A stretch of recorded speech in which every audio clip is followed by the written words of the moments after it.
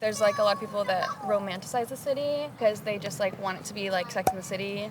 And it's so not like just like Sex and oh my god. Those ladies are so rich. And they are Upper East Side, like yeah. So much money. I really relate to it. When I was a kid, I watched Sex and the City with my auntie and my sister. I thought that was New York. Oh, yeah. And I watched my move here. No, it's not. Right? No, certainly not. Yeah, I think that's the way it should be. Then you contributing to the place you say you want to be part of, so be part of it. And bring your culture and bring yourself and bring your things, bring it. We can all share it. It's a new flavor for me. If you have a certain style that you bring it, whatever it is. Hear that? Hear that?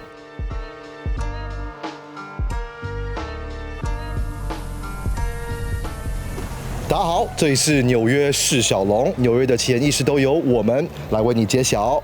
那今天这一期的主题延续上一期的为什么要来到纽约这个地方，而在结尾我也会分享我对纽约的一些 pros and cons， 还有为什么我会来，所以记得看到影片的结尾不要错过了。那事不宜迟 ，Let's go.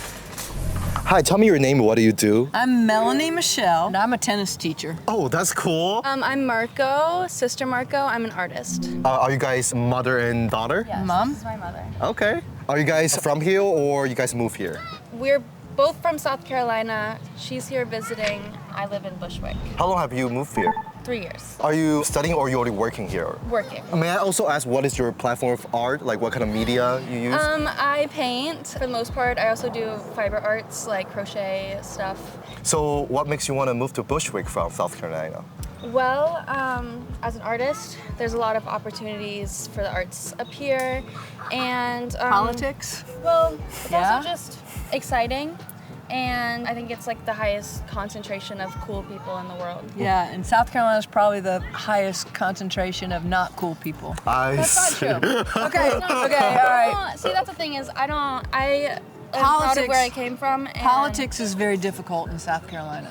Sure. Politics is difficult. There's a lot more funding for the arts up here, for sure. People always say that New York City is one of the expensive cities in the world. Do you feel like it's a big difference compared with South Carolina? Oh, certainly. Yeah. Except Although I went to school in Charleston where housing was also very expensive. Yeah. So actually one of the big things that pushed me here was I had just graduated and I found an apartment in Brooklyn that was actually cheaper than my last apartment in Charleston. Granted, it was a very cheap even for Brooklyn standards. Yeah. So when she told you about she want to move to New York City, are you supportive?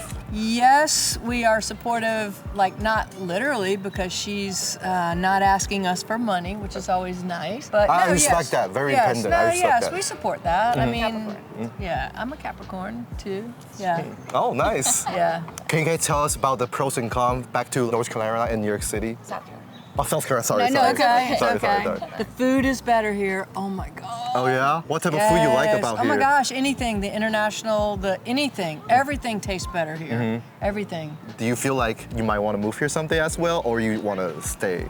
Visit. She won't even get on the train alone. Okay. She will with me, but let's I just took say an she Uber took an from Uber Manhattan to Bushwick here to see her this morning. today, and she laughed. But I, you know, I'm like, I know how to do Ubers. I don't know how to do the I'm certainly here to trains. stay. People always say like New York City kind of chaotic in a way. Have you ever experienced like something crazy? For sure. I don't want to hear. No, but I think I experience crazy things like every day. Is it safe here? Do you feel safe? Yeah, do you Yes, feel safe? I do feel safe here. I feel very safe, especially in my neighborhood. I live in Bushwick and it's very safe. I think you should get to know your neighbors, and that is something that makes me feel not only safe but just untouchable, because I'm no one's gonna mess with me. I know everyone on my block, you know? Will you recommend people to move here? Yes, I think so. I mean, totally. It's New York. It's the coolest place in the world. But I think there's a lot of people that romanticize the city, and they move here and they don't really engage with the community so much, and they don't have a very good time and complain about everything because they just want it to be like Sex in the City.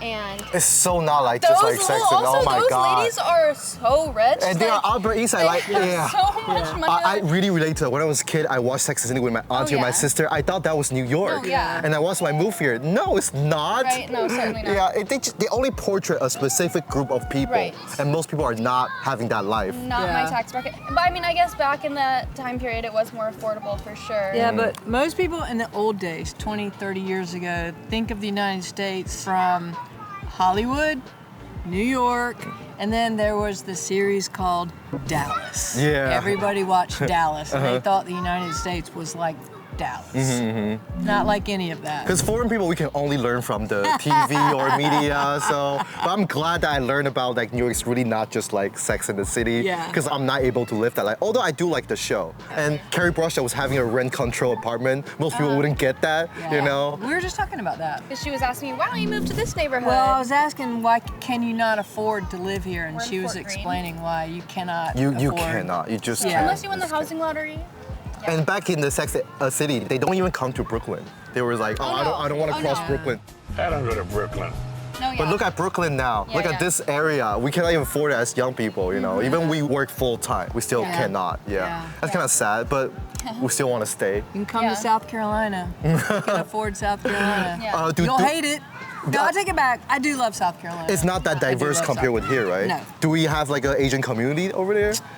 Pretty solid, yeah. There's not as many Jewish people down in the South. That's definitely something here when I moved to Brooklyn. Like, I moved to a mostly Hasidic neighborhood, and so I never had that cultural experience, which is cool. Hi, tell me your name and what do you do? My name is Amos Jin. I am a casting assistant, painter, and also a DJ. Oh, that's very cool. Are you a New Yorker or you moved here?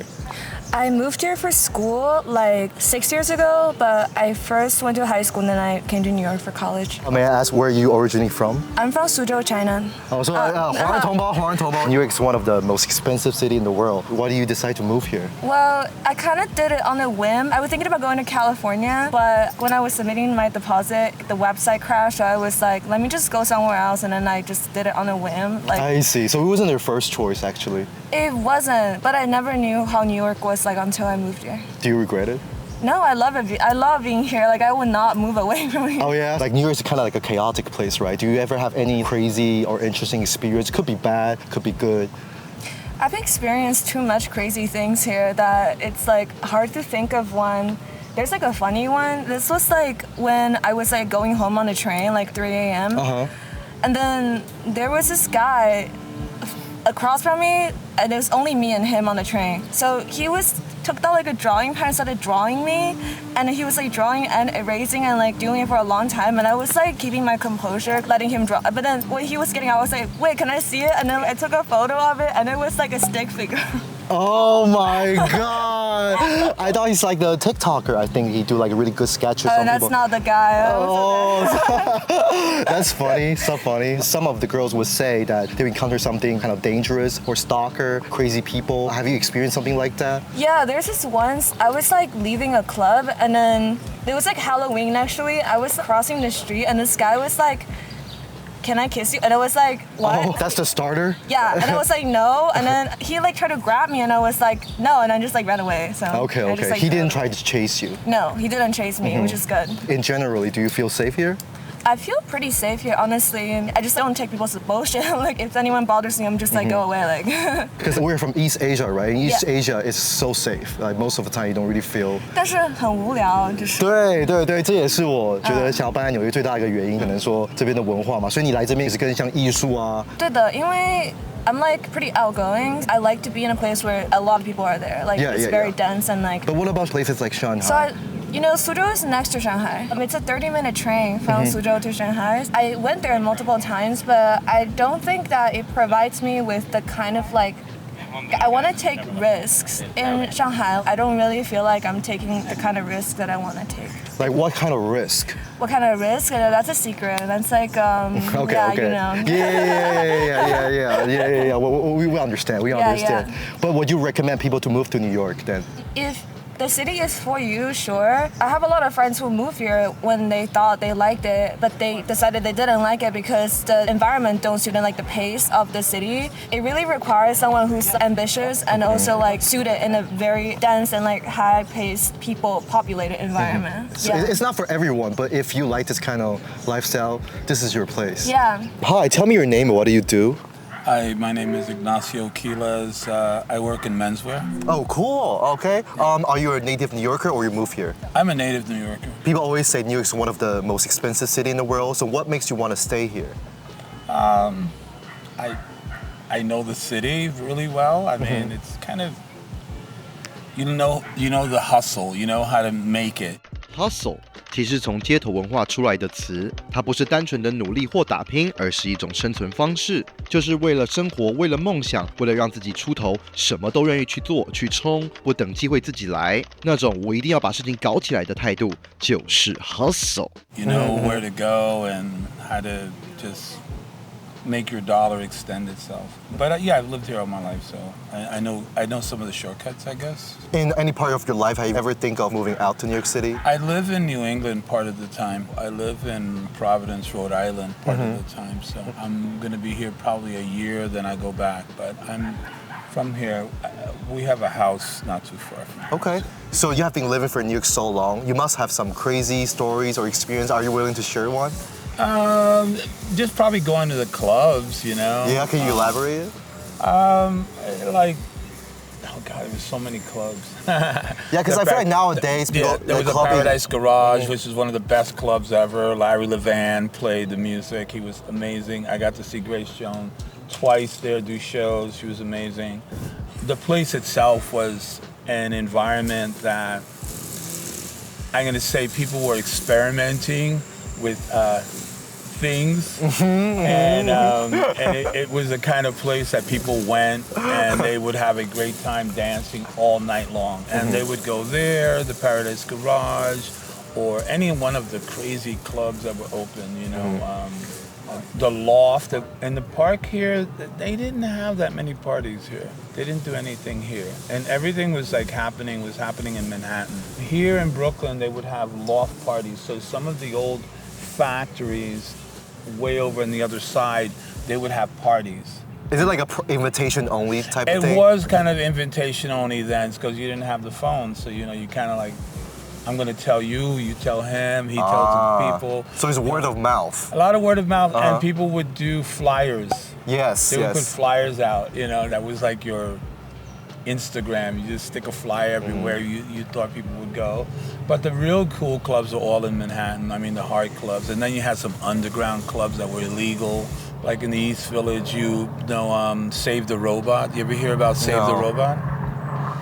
So Save the Robot was this underground illegal club in the heart of the city. And the place, they would let you in or not let you in. You know, it wasn't like... I see. So the bouncer would like kind of look at you. He would look at you if you were like, you got in.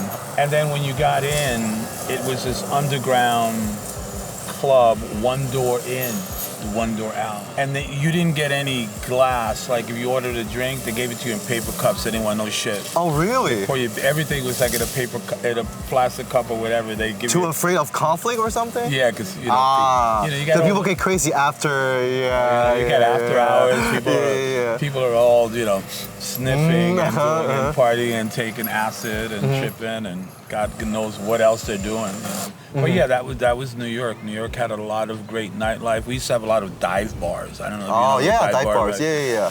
So there was Mars Bar, that was the dive bar. Beauty Bar used to be kind of divey but trendy, and now it's established. Yeah. You know Beauty Bar, right? The Beauty Bar. And so now it's kind of trendy, but, you know. And also with social media, I think nowadays it's not like, you know. It's not the same. Yeah. Well, like you were saying, like Fashion Week. Fashion Week was fantastic. It was a time, it was like, you craved it. It was like a drug. You needed to have it. But now, I guess it's, I don't know if it's not watered down, but there's different styles of people doing it now because people are just bringing their fashion out. Yeah, you do menswear design, right? Yeah. What about the fashion in New York? Like, what's the like? It's always good. I mean, I like coming to the park for that reason alone.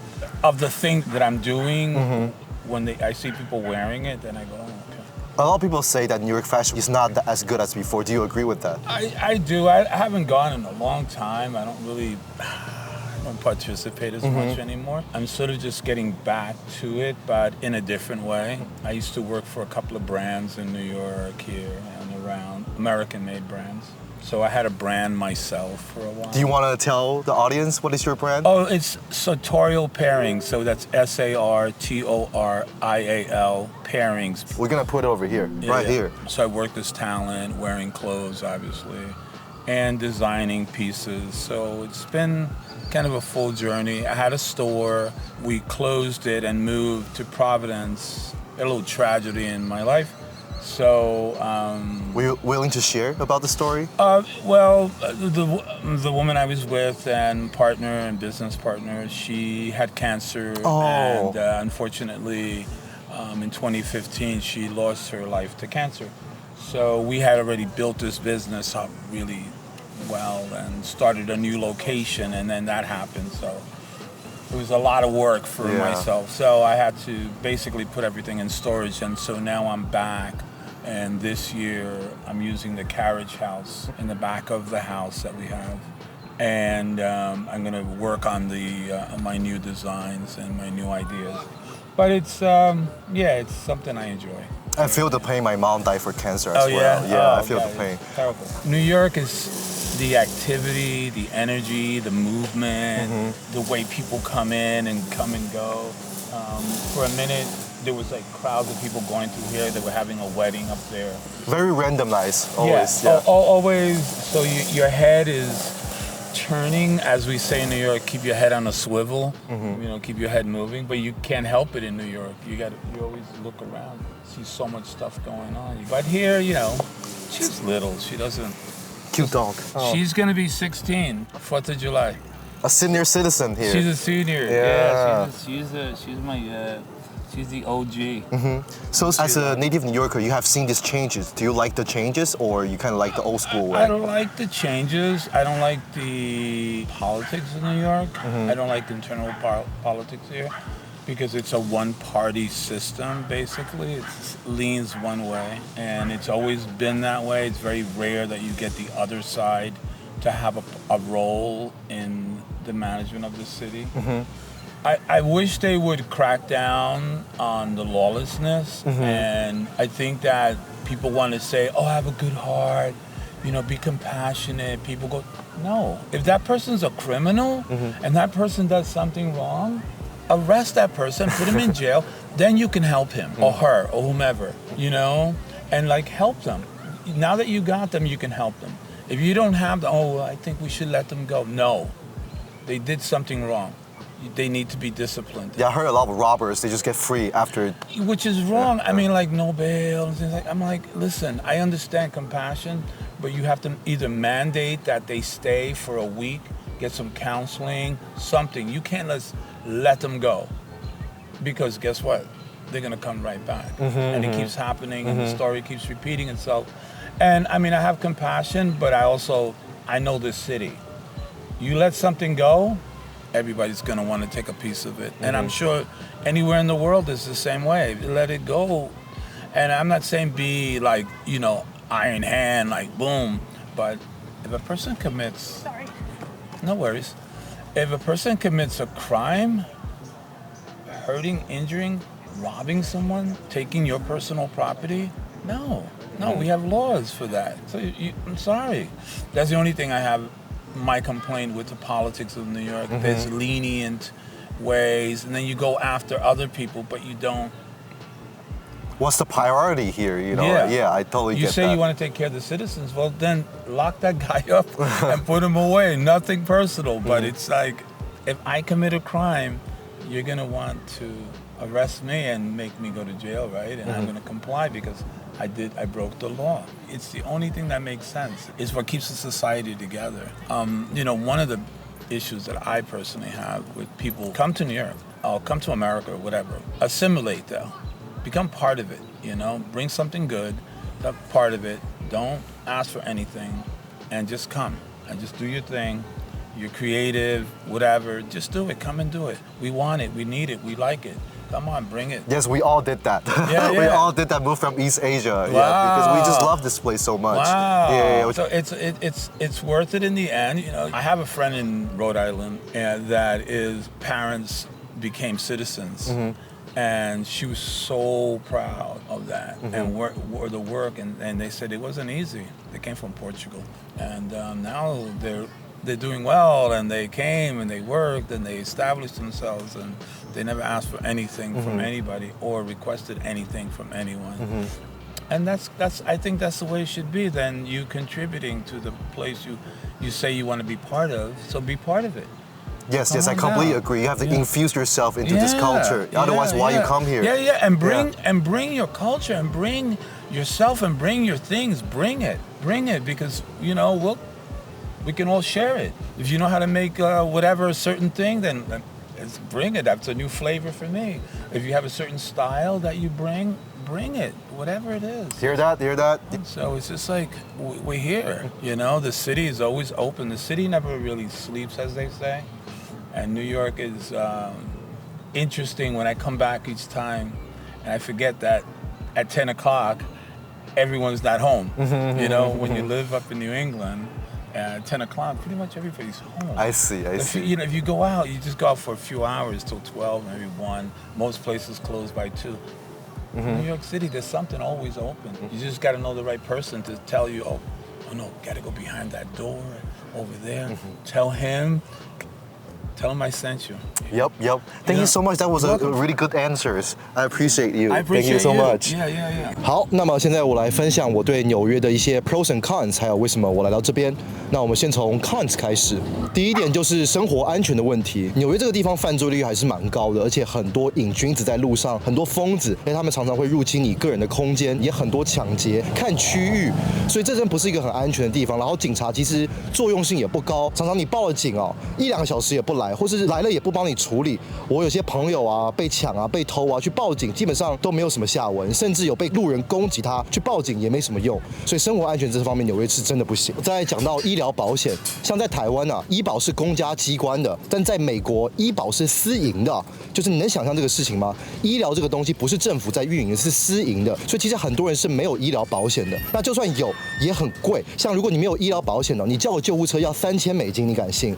我看过很多人就头破血流的自己走进医院，就是因为他们叫不起救护车。医疗保险在这一块真的是一个很大的问题。再来提到公家机关这个东西，这个我个人是非常的讨厌的。就除了邮局DMV Subway 区公所政府设施这些东西首先非常的落后，他们很多事情都还是要用 paper 在处理，就不是 digital， 然后效率极差。你可以去 DMV 办个 driver's permit， 你要等一整天，即便你预约了，那预约时间根本就是没有意义的。公家机关的人他们都不在乎这个东西，他们就觉得这就是他们的工作，反正你事情搞砸了不干我的事。再讲一下 Subway 这个事情 ，Subway 是最差的。虽然他们的 Subway 是 24/7， 但是就是你常常去一个 Subway， 它常常 delay 5到10分钟，甚至20分钟。然后你进 Subway 里面，他们常常就没理由的就让你下车，说我们遇到一些问题。Subway 里面呢，行驶中是没有 WiFi 的，然后每个 Subway station 是没有网络的，也没有冷气，也没有厕所。你可以想象这个情况跟台湾比，根本完全是两回事。然后非常多的流浪汉或是瘾君子就住在 Subway 上，他们也不管，因为他们在 Subway 上是可以吃东西，也可以喝东西的，到处都是老鼠，到处都是垃圾，非常的脏乱。提到脏乱这一点，就是整个纽约市呢，就是很多地方都闻到有尿骚味。当然有些好区它可能感觉比较不一样，但是不论是任何很好的区域都非常多流浪汉，垃圾也还是会满地，因为纽约市民就是不在乎，到处乱丢烟蒂、乱吐痰乱丢垃圾酒乱吐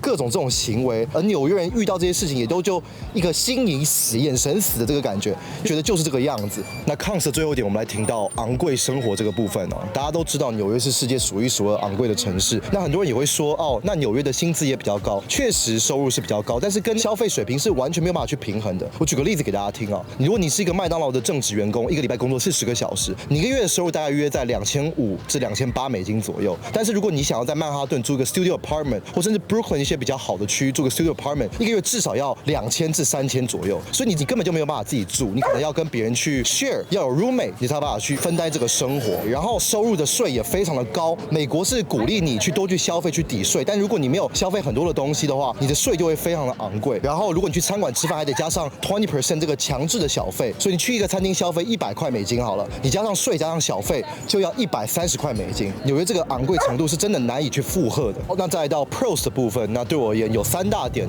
人、文化跟社群。先从人来说，纽约就是一个多元种族的大熔炉世界各地人都聚集在这边，彼此都有不同的观念跟价值观，但彼此之间也非常的包容与尊重。不管你什么样的性取向，你想要什么样的生活方式，大家大家都非常的尊重。可能在你的文化里，这个事情是错的；在别人的文化里，这个事情就是对的。所以我觉得这方面是真的东亚非常值得学习的地方哦。那再讲到文化的部分呢，在纽约这个城市，不论是主流文化或次文化，你永远都有参加不完的活动跟表演，或是互动式娱乐。世界一流的艺术家、表演者也都会选择在这个城市做他们的表演，所以你永远都不会无聊。再来提到社群的部分哦，在纽约这个地方，无论你的兴趣多么的冷门，你都会找到属于自己的 community， 而且这个社群都还挺庞大的，都有非常多的活动去 support 你这样的兴趣，这一点真是相当的棒。那最后我来聊一下为什么我选择搬来纽约这个地方。过去10几年呢，我都是在艺术创作领域里面工作，我做摄影啊、造型啊、设计啊。那台湾这个地方就是非常的小，饼相当的小，但是有很多人要去分。在我20尾的时候，其实就看到我在产业内的天花板了。我想赚更多的钱呢，得去做比较多主流的事情，但主流的方面又不稳定，而且永远都有很多后起之秀，就是觉得相当的不安稳，不是我特别想去追求的。所以即便纽约这个地方高度竞争，它在这个世界的舞台，它对艺术创作者的尊重也比较高，配也比较高。那第二个价值观这个方面，可能在东亚这个环境里面，很多人会不被接受了。我觉得在台湾这个地方，甚至是东亚，我们的 judgment 都比较高，会去 judge 人家的生活方式、价值观等等。在纽约这个地方，就是没有这样子的问题。这就是为什么，即便台湾那么的舒适、跟安逸、跟安全，我还选择来到纽约这个地方。那么以上就是我眼里的纽约。这个地方真的不适合所有人，但听完以上的分析，如果你有兴趣，那就赶紧来吧。那么以上就是这期所有内容了。如果喜欢我们的影片呢，欢迎按赞、订阅、分享。想了解任何关于纽约的事件、事物、议题、人生百态，欢迎下方留言告诉我们。这里是纽约市小龙，我们下期影片见。